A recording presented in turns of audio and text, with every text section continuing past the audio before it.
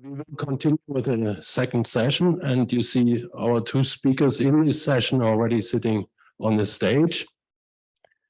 The second session is about e-commerce and online OTC, and we have two really experts on this topic here with us. First of all, Anouk. She's the Group Director, Digital Marketing and Branding at Zur Rose Gruppe.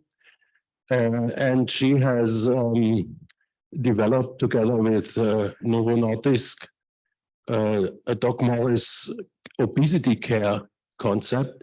And starting from that, she wants to invite more pharma companies to partner with Zur Rose. She will be an expert on how to do this, and you will find interesting insights in her presentation. Anouk, it's your stage. Thank you very much, Matthias. So hi, everyone. I'm delighted to be here today with you and to take you through how we see the development in the healthcare industry, also provide you some consumer insights based on which we're looking to develop also a healthcare platform as part of the Zur Rose Group, and mainly to increase the customer lifetime value for consumers, but also for different health partners, such as pharma partners and ourselves. So to give you just a little bit of background on the Zur Rose Group itself, we're today the #1 e-commerce platform in Europe, with an annual turnover of more than 2 billion and about 11.7 million active customers across our platforms. One of the areas, the market in which we are the biggest today is Germany. We have 43% market share with Doc Morris and Medpex as the biggest pharmacy players. With Doc Morris, we also have a very high level of engagement with our consumers and 68% aided awareness across the market. In Switzerland, this is our home market, and we're the #1 online pharmacy there and have also a big wholesale business. In Spain, we are the #1 marketplace in terms of pharmacy, and in France, the second marketplace player from a pharmacy perspective. What I wanted to talk to you about today is different market trends we see and how we're looking as well from a company basis, but also how we see the healthcare in general going after these specific trends. And when we look at the development of new technologies, this has enabled a lot of different consumers to get a better access to healthcare in general, but also to get a lot more information and be able to share more about themselves. And what we see today is that 80% of people in Europe are even saying that they would be happy to provide more health data to reap the benefits of that. So that gives us also a lot of opportunities when it comes to the development of new technologies in healthcare to make sure that everything we do is also at the benefit of consumers.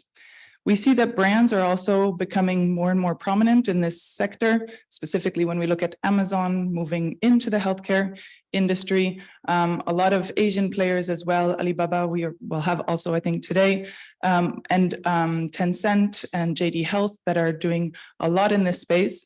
And we see also that Microsoft is moving, so a lot of the technology players moving much more into the healthcare area. So there's a big opportunity to help and be part of these bigger brands, but also to make sure that we have the right level of trust building within these brands towards healthcare. When we look at the population of people, we see that there's an aging population which is needing support and are also much more digitalized. And when in the world today, sorry, there's an echo. What we see today in the world, sorry about this, technical echo in the room. There's 2.2 billion people that will be older than 60 years old by 2025. And that's about 22% of the population. So this is something that we see that is consistently increasing. 1 in 3 people have not only a chronic disease, but a comorbidities linked to that. So multiple chronic diseases. And so there's an increasing amount of population that will need our support in healthcare. And this is something that we want to make sure we can grasp as an opportunity together with different players in the market. We see also a lot of openness to more and more digitalization and in the healthcare area. If we look at specifically in Germany today, telemedicine is reimbursed. We also have digital solutions, the so-called DiGAs, that are now being reimbursed as well in the market, and to levels that we were not believing in before. So a specific digital solution is reimbursed between 200 and 750 euros for 3 months. And I think this is something that, that has been really setting a stage for the future. And we see also that there's a lot of costs that we can save within the digitalization. It's believed that in Germany alone, we will be able to, through the digitalization, save about 35 billion. And I think that there's a lot that we can do here in order to get people also to better understand the different outcomes that they can, the personal benefits of the digitalization of healthcare in general. We see also that COVID has had a huge impact on the adoption from consumers across the healthcare sector, and specifically in changing those types of behaviors and giving them better access. In terms of Teleclinic, which is the #1 telemedicine provider in Germany, the consumer base, so the number of consultations has increased 5-fold in 2020 behind the need for people to get actually access to telemedicine in the and not necessarily going in areas where people were sick.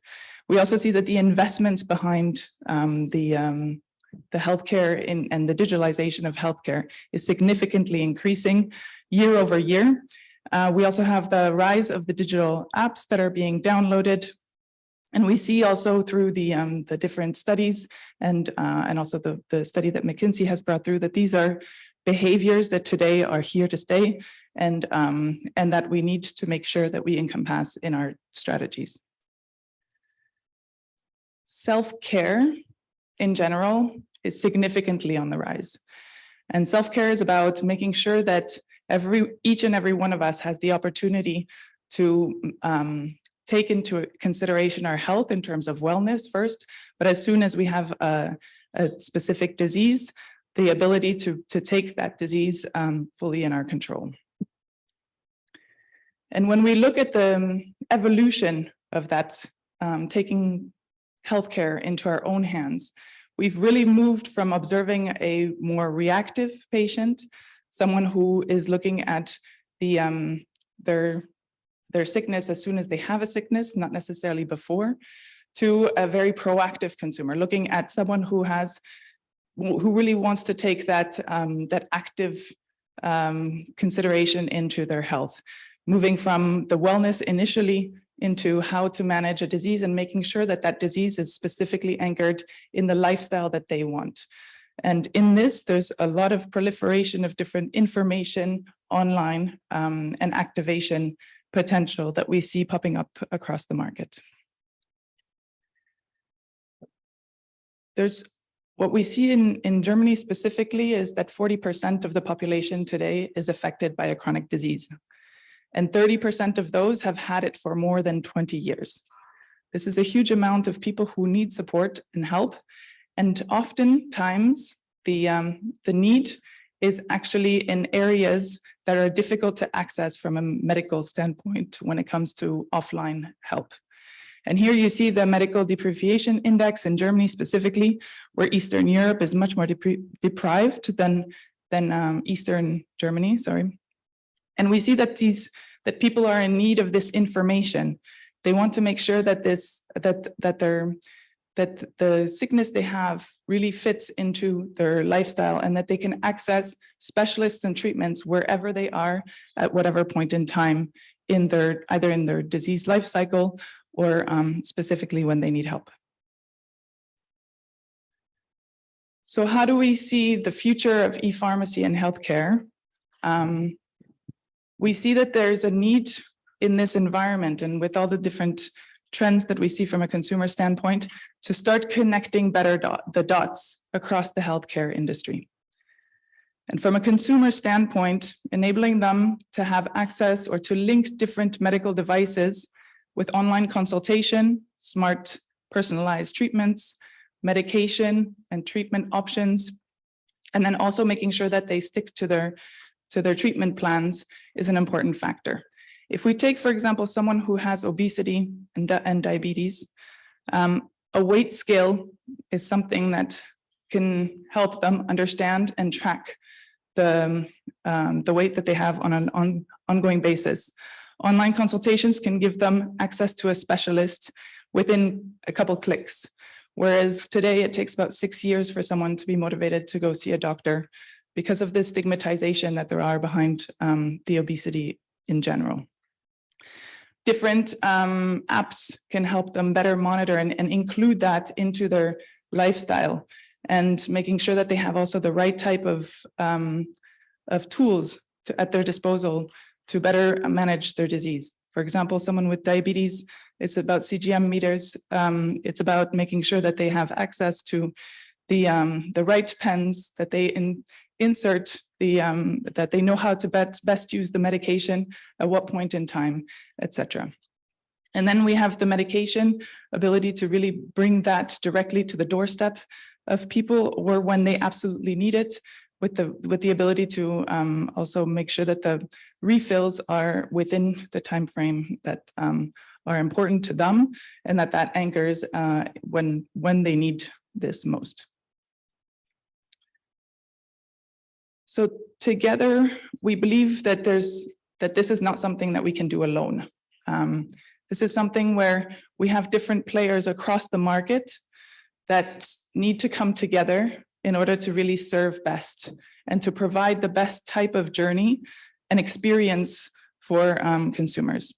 And we've started on a journey to look at this specifically with different pharma partners, because we believe that there's the ability with that a lot of the pharma partners are now, and we've also heard that this morning, moving towards specialization in certain fields and becoming leaders in different types of disease management. And this is where we see the opportunity to really partner and make sure that we have the right type of solutions and the right consumer understandings as well to provide the best type of outcomes. So the innovative portfolios, the fact that we have these pharmas that are leading in different areas, the network they have constructed with different doctors and specialists across different markets, and the fact the medical validation behind that is something that we believe brings a lot of value to consumers that we need to leverage together to bring more. And then we have the e-commerce side, which is the channel that really brings that directly to consumers, delivering directly to the medications and the treatment that they have to their doors, having that consumer centricity as well, a better understanding also from a data collection standpoint, how we can support them better in the upper funnels in the prevention area towards also directing them, for example, to different types of treatment options that are more personalized, and that drive then those better outcomes.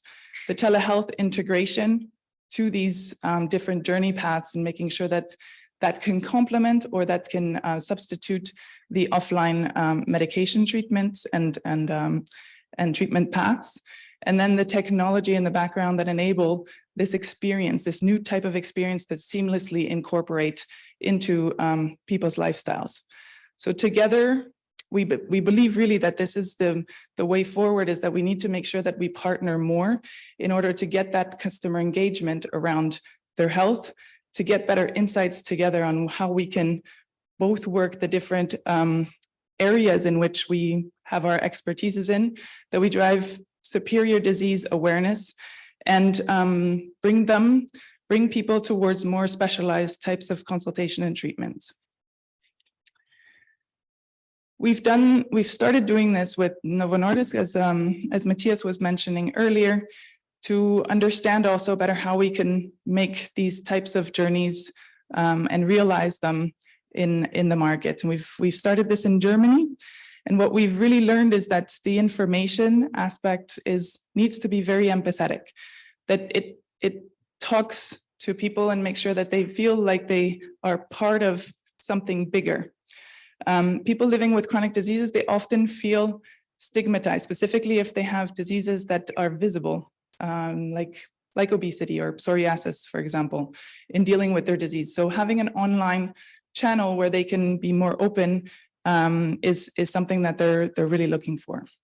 There's also the need for areas where the people can come and trust the information that they're getting.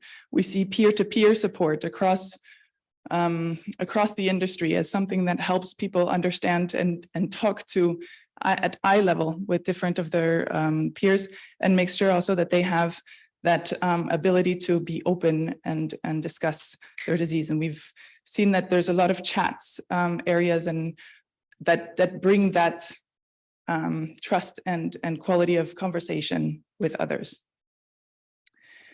We've also looked at we're also looking into the personalization of different health solutions. And with the online channel, the ability also to triage better and to bring people towards the right type of solutions for them is something that is unprecedented. What we've started doing is looking at this through surveys, or eligibility surveys, as we call them, which brings people to what they're eligible for, depending on what they have in terms of disease. And an example, very simple example of that would be a BMI calculator, a body mass index calculator, that then provides what type of, in what grade of obesity a person can be in, and then provide them the right type of solutions according to that grade. Telemedicine is also something that brings a lot of convenience within the journey, ability to get access to a doctor anytime, anywhere. We see also this as an opportunity to increase and simplify the prescription refills from an online pharmacy standpoint. This stems across RX, but also OTC. We have the biggest network of doctors in Germany on the teleclinic platform. And with this, the ability also to create not only synchronous, which is face-to-face flows, but also asynchronous, which is more of a questionnaire flow that enables people to access different drugs directly also from the comfort of their own homes. This is the core of what we do, and this is where we also make sure that we have the convenience and the experience that consumers need.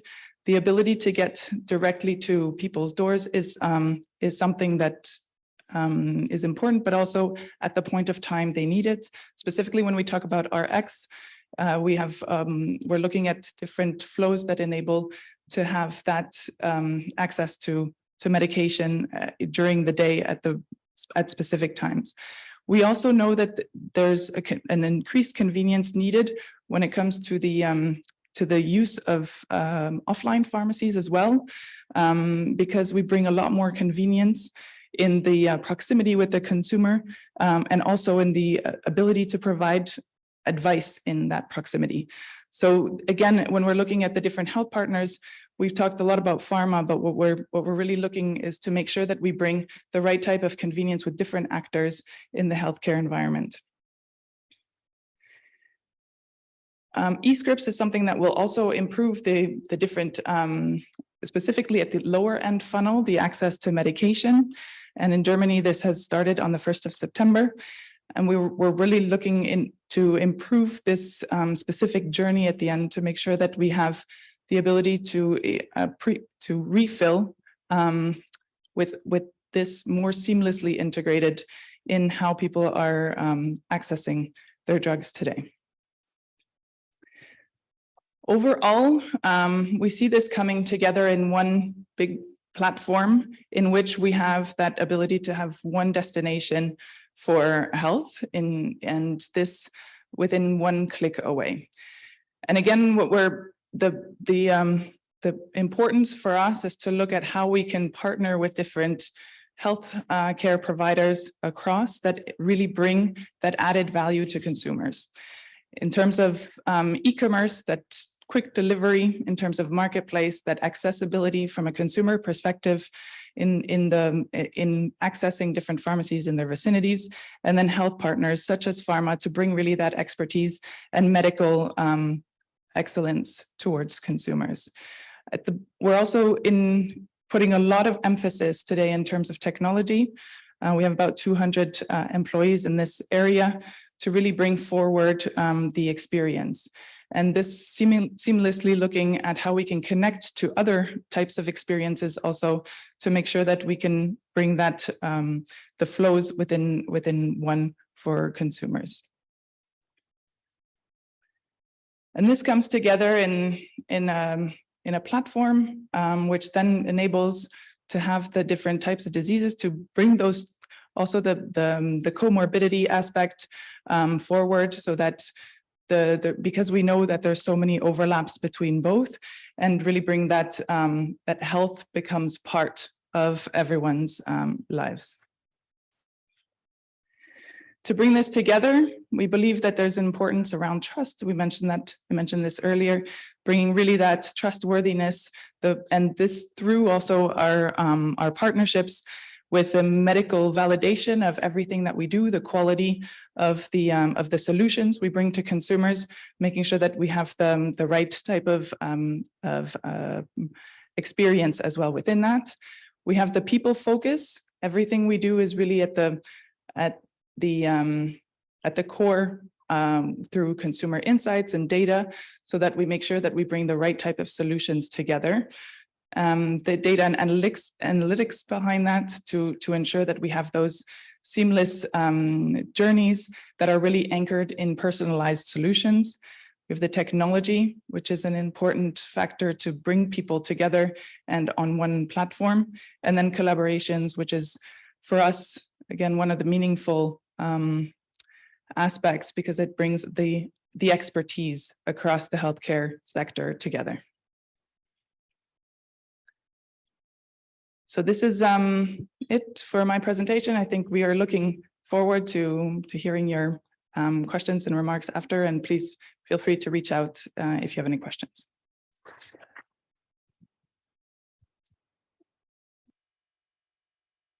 Thank you, Anouk. Very interesting.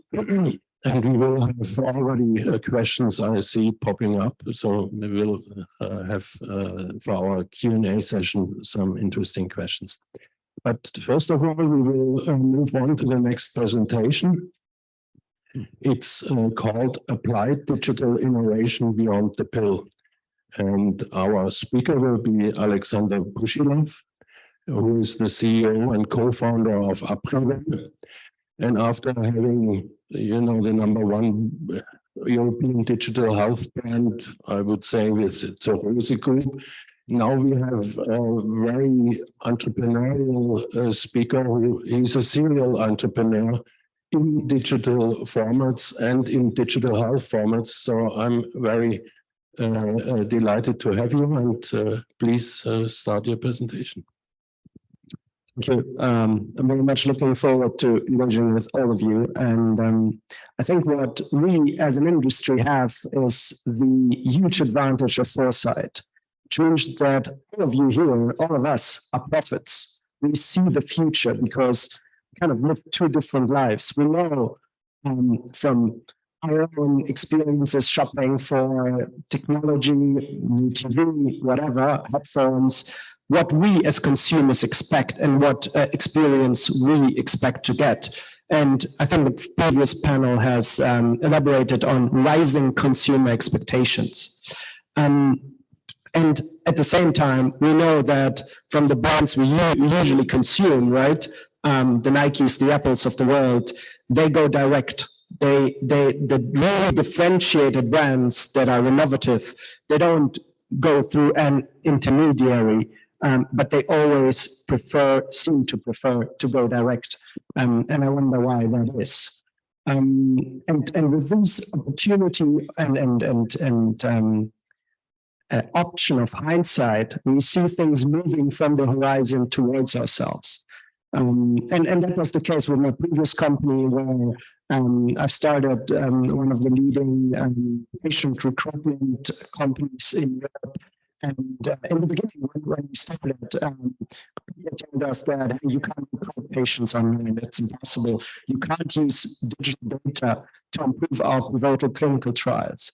And in the end, companies, the same companies, the Boehringers, the Bayers, the Pfizers of the world, which were all my clients, we're very happy with the results because we contributed up to 40% of randomized patients in their pivotal trials, really making a big difference in their time to market of therapies against cancer, diabetes, and many other diseases. And the same shift is happening here in front of all our eyes in consumer health. We see and we've heard from the previous panel and obviously from Anouk, OTC is moving online in Germany. It's 23% of the market. And you know, if we live in smaller places, over the last 3-4 years, the city centers have really changed, right? A lot of shops have closed down and everything has moved into the rectangular digital space in front of us, either being our smartphone or our MacBook. And with digital sales at this level, the same thing will happen with pharmacies across all markets. There's really no doubt about it. I think experts expect about 5% of retail pharmacies to close down, and that's probably rather a friendly number, I would say. In the US, also from the previous panel, we've heard in terms of digital sales, the new market, we have companies such as Rowan, who's rapidly, like within 5 years, develop into $1 billion plus brands, doing several hundred million USD in sales every quarter. So it's quite an interesting opportunity, also going direct. And what was missed really to accelerate this shift was a pivotal event, and that came obviously last year, where consumers across all age ranges have discovered or had to discover that, hey, telemedicine is really great. It works. It's very convenient. And with the demographics that we see when we visit our own doctors, whether it will be for work or in our private lives, we know that many of them will not be around in 5 or 10 years, at least not around in terms of running their practices. And so this is really what has made what we believe, and obviously it remains to be proven, because we've just started a year and a half ago, a new model for consumer health possible, again, of going direct. That model of where you, if you have a differentiated model, if you have a differentiated product and service that you can offer, where you can get rid of this intermediated transaction, where there's every time somebody else in between you and your consumer, be it a pharmacy, an e-pharmacy, or somebody else, to a direct relationship, where you don't just sell a product, but you actually care about solving a problem for the consumer, which is very, very different, as we know. And where at the same time, you don't just run a clinical trial in a very controlled setting, but where you use continuous real-world evidence to benchmark yourselves against your consumers' expectations and also see the efficacy of your product and obviously improve it as part of your normal business model, which is quite honestly very different from how things are run right now, right? The benefits are what we believe very clear. First of all, the direct consumer model has a much higher lifetime value at a much higher margin, which in this world is becoming more and more important. It has portfolio leverage because solving a problem is very different from just selling one product. And it's very difficult to solve a whole problem, a whole health problem just with one product. And so there is a much better need for a portfolio. And obviously with continuous data, you have differentiated claims that you can make and generate on the go as you react to the consumers and the market as well. Obviously, at the core of this model lies a very different core capability, and that is You need, if you go direct, a platform that facilitates all these things. Obviously, privacy and security is I think, table stakes right now. But what about diagnosis? How many of you offer any diagnostics, be it really something as simple as a BMI calculator is already going into that direction of understanding your users better and helping them navigate their experience as consumers in a much more convenient and effective way. Obviously, consultations, something that in the intermediate level, as somebody else did for me on my behalf, and I've tried to, guide them, influence them in whatever ways were possible.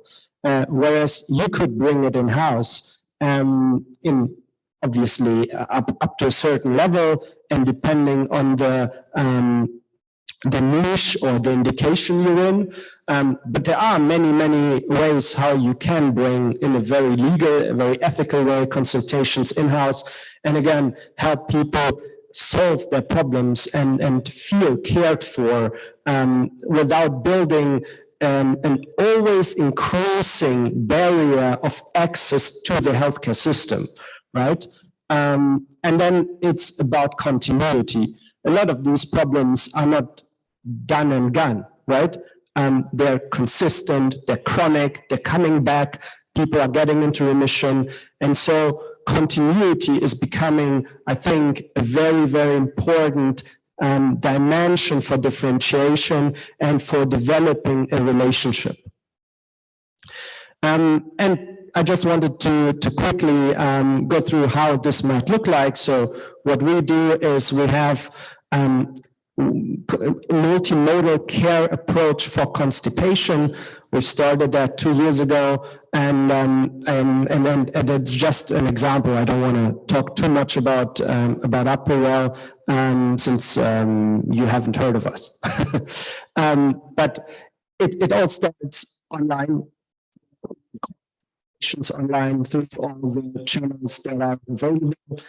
We help them find out if a solution is right for them through the triage system and collect a lot of data on it, and we'll come back to that later.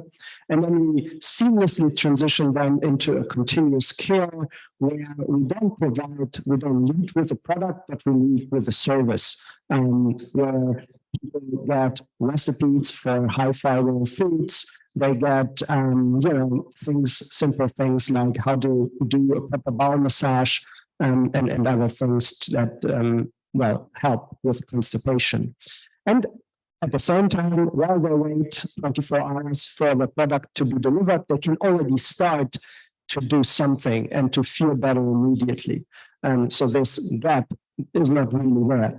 So we send them our products that are uniquely formulated, and we give them access to virtual care, not a chatbot, but actual people, actual experts who chat with them or sometimes even talk to them.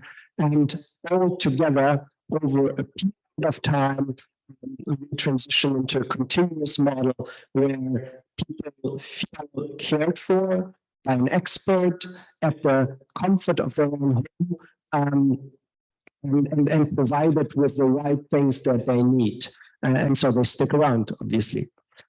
The advantages are, I think, for us, very clear. So we see a high utilization of that service component of our business. And I think that's really important because that's a real differentiator that matters for people and delivers outcomes. In terms of outcomes, we collect around 35 data points of our patients, very specific for constipation, at regular intervals. And so we know that within the first month, the constipation system score, which is a validated patient-reported outcome measure, drops by 40%. And we see it in the public reviews. So for everybody, it's very transparent. Everybody can read what other people have rated us. And it's, something like if I'm buying a new TV, I will obviously look at the reviews. And that's the same thing. People write, very long stories about how they've been dealing with that problem for 10 years and how that transformation has taken place. And the medical part, so the validated prom is one thing, the reviews, obviously another thing. The third thing internally is being able to measure customer satisfaction in real time and see how your investments in better retention, better product, maybe sustainable packaging actually influence the satisfaction of your customers. And so that agility, I think, is really core to this model of indirect facilitated by a platform. Yeah. And since I had the opportunity to present a little bit of you, we are actively expanding our portfolio across constipation-related things like gas and others, looking for hemorrhoid solutions and joint and backbone in medical devices and postbiotics. So if you have anything, let me know. And if you're interested in, offering such a platform yourselves in your own markets, I'll be happy to talk to you as well. And I'm looking forward for your feedback. Thanks.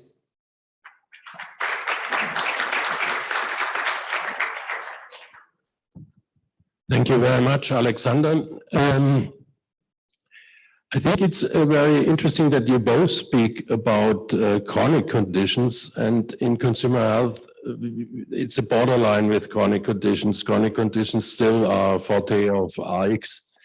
And you have concrete OTC examples where you go after. And I think one of our people in the audience have had the same feeling to ask concrete for OTC categories. Let me read his question or her question. Which kind of concrete digital approaches, devices, softwares do you expect to be attractive for OTC product consumers in the next 2 to 3 years? Obviously, your portfolio is already a certain answer, and it looks for me like it's the topics might be a good first approach. What do you think? I can start before passing it over to you, of course. I'm not sure if taboo is really too important. I think what's important is that if we like what I think about are 2 dimensions. The first dimension is how much involvement does the consumer have in choosing his or her treatment? So the higher that is, the better it fits with that going direct model, because that decision is already intermediated. And the second thing is, I think, how dissatisfied is the consumer with the current solutions? Because obviously, again, the higher the dissatisfaction is, the more the consumers are looking for a change. And for us, the third thing is around, so I'm coming from the clinical trial space, like responsible for pivotal phase 3 trials. And so evidence is really at the core of what we do. And so there is evidence for multimodal approaches for this lifestyle part of the treatment for certain categories. And for certain categories, these evidence levels are higher than for others. And so for us, the higher the evidence level that the service component actually delivers a clinical outcome that the customer actually feels, that makes it more attractive. So I consider these 3 dimensions. I think I would agree with Alex that we need to go back to the consumer insights or the patient insights. In e-commerce, we see really 2 different types of consumers. The ones that are in an immediate need. I need a painkiller now. I will go online, I will get that. And the idea is that the transaction happens within a couple clicks. And you have the consumers that are in chronic pain that don't know how to deal with that. And then there you need to have an end-to-end management system that enables them to feel more supported and also better understand maybe what is the type of painkiller that will be more or better for that type of consumer. And we see this, so the disease management one that has a lot of OTCs in the management of the disease. It's not only RX. RX for sure is the focus, because in most cases, this is the continuity also that Alex was also talking about, the need for that consistent, and that's in the chronic. But there's really that the two different types of consumers or patients that we see today that are having different needs. And we know with the more, I guess, the consumer and products, how to go after them. But when we're looking at the end-to-end disease management, this is an area that's still in development, I would say. And that's, I think, where we see a lot of potential moving forward, specifically as we see those consumers becoming more and more, aging more and needing more and more support on an ongoing basis, not just for those immediate needs. Very good, thank you. I have another question here, which I think you will be able to answer in one sentence, because you both basically have said it already. The question is, do you see an end of the trend of growing business in the mail order pharmacies or in e-commerce? It's a difficult question. I would say not at this point in time. They will, I think, mail order and the digitalization will work in parallel. There's also, I also don't believe in an only online world. We need to work, that's also why we need to work together, because a patient needs to have the support online and offline. Specifically when we're looking at chronic diseases, there's some consultations that are not possible online. There's surgeries that are not possible online. So a pure online world doesn't exist. And I think if we're looking at mail order, similarly in that sense, it will take time. It will take time. You want to add something? To the audience to ask for the questions.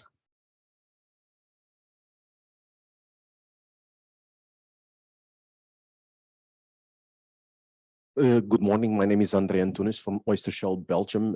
We are mainly an innovation-driven consumer health company. And I really, first I'd like to say how insightful it was, both presentations, mainly related to the digital world and the future of consumer health. And I'd like to pose a question. Both of the presenters focused a lot in treatment and follow-up of chronic conditions. Don't we see lately a new trend where the patient doesn't want to be a patient, so it will be a consumer that doesn't want to get sick and invests more and more, and I don't want to mix with wellness. I want to directly focus in something that 10 years ago was not giving money to anyone, except big pharmas that produce vaccines, which is prevention. Don't we see now a huge trend in prevention attached to a higher level of awareness, due not only to the disseminated information online, but also the fact that people are eager, and I think COVID was indeed the proof of that. People understand how is an infectious disease, how to prevent the disease, how they should protect, how they should reinforce their immune system. Don't we see more and more on market in terms of prevention? Yes, I would agree to that. We've seen also through COVID that the self-tests have really picked up. And we see also more and more startups working in the prevention field, like CGM meters being and analyzing blood on an ongoing basis to understand also what is the best way to what is the best food intake that we should have, how do we personalize basically our ongoing health. And yes, we do see a rise in this field, but also a bigger opportunity. It stems from this awareness level of what we're looking at and how we can then look at eligibility surveys. We talked about this, and how we can better understand the history of different people to then help them into what is the best model for them. And I think you're right, it stems from the upper side of the journey and where we can already do a lot there. If we're looking at the medication side and the side of things, that's why we focus also here more on the lower end of the funnel. But in general, we see opportunities across. I think the way I see it is like mostly no, very clearly, and at a very small niche, yes. So there is a very high engaged audience out there. So I've been, I don't know, wearing one of those CGM sensors for, I think, since the Abbott 2 or 1, a couple of years, and it's fun. And I see that, I don't know, I think last year, yeah. So in light with your argument, some of my friends have started doing that as well. In general, it's not an attractive opportunity or even a market. I think in general, what we see is actually the opposite of it, is less and less prevention, less and less activity, and less health-focused behavior from the majority of people. I think that's unfortunately the much bigger trend, much more prevalence. And and what I still haven't seen, neither as an entrepreneur nor as an investor, is anything that really, in terms of health, engages people, because at its core, healthcare is an area where you don't want to be engaged. And I don't see this changing at all. I would still like to follow up a little bit on my question. That I disagree with you, and I agree a little bit more with Anouk. And I think we have relevant evidences in the market, and mainly regulatory wise, where you see FDA opening a fast lane for the registration of wearables, mainly with cardiac indications, prevention indications in terms of nutrition, with follow-up of your type of diet, etc. So there's, I think, an awareness and a lobbying from the economical point of view in US, where they recognize that they can decrease the footprint of the expenses within the healthcare market by focusing and investing in prevention. And to be honest, what I've seen from consumer health market is what you launch in US as a model market. If it prevails, it will prevail anywhere in the world. The opposite is not that true, not only by the dimension of the market, but by the demand of the US customer. Because the expectations every time you launch a new product, a new solution, they go higher. So the 2.0 will always be a product that needs to fulfill more and more expectations, so more demanding for innovation also. And on that point of view, I would like to understand if indeed digitalization can change a little bit your opinion in terms of the fact that prevention is not still the path. In my perspective, it doesn't change anything, because the overall, like, because of our internal biology, but also the system still works. I think we're very far away from, as I've said, from in my perspective, and I might be very wrong, but yeah, I don't believe in it, and I haven't seen anything that changes my mind so far. Even though we have now, like, well, let's say moderately successful pre-diabetes programs that might be considered prevention, but even though the uptake has been rather sobering. I strongly believe it will come with learnings. When we look at the data and analytics that we can now have on different types of conditions and diseases, we can understand behaviors much better than we could ever before. And making sure that we link these analysis with history and also better understanding of the patients will help us as well along the journey, but as well in the prevention over time. Yeah. Thank you very much. Perhaps one comment from my side. After 30 years in the industry and always hoping to make some business with prevention, at least 5-6 times, it never went over a certain peak because of external influences. And we had the pandemic as external influence where people picked up a little bit more. But I unfortunately expect also that this will change again.